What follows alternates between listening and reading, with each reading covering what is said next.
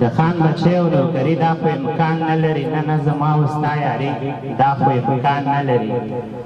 اول له دواړو سترګو یې خپل کړم، بیا ویل نه بچیه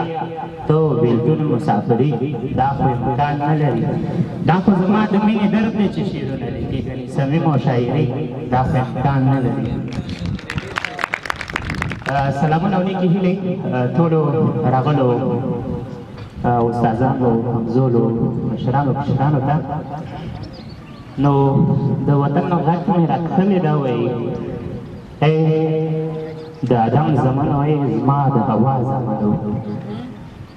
د ادم زمن وای زما د هوا زمن نن داسې ولې شوی پردي او د بل چا زمن د بابا آدم نه تر دې دمه یو آیات ثابت کړی، د بابا آدم نه تر دې دمه یو آیات ثابت کړی چې ورور وژنه چېرته وي پکې روا زمن او خور مو چې کله یادوي ما ته لوګی پلمه کړي، خور مو چې کله یادوي ما ته لوګی پلمه کړي او سترګې یې ډکې شي د امن کړي دعا زامنو او هغوی په ساندو کې روغ زړه لکه بنګړي وشیندي، هغوی په ساندو کې روغ زړه لکه بنګړي وشیندي، هره مورکۍ چې د زوی کټه کړي ژړا زامنو او نور به تر څو د بل په لمسه وژل کېږو داسې، نور به تر څو د بل په لمسه وژل کېږو داسې، نور به تر څو وسو له یو بل نه جلا زامنو او صمیم چې څه وایي رښتیا وایي لږ فکر وکړئ،